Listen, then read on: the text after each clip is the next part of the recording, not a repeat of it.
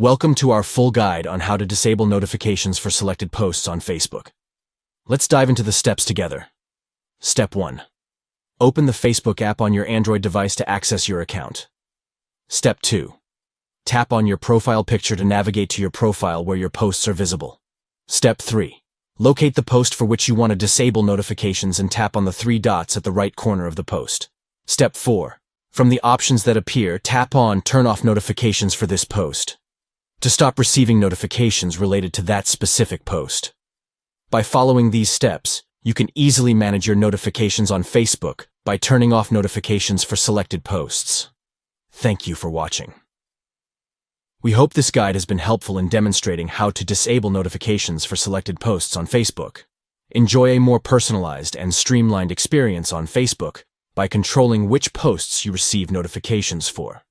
Stay informed and engaged on your terms by customizing your notification settings for specific posts.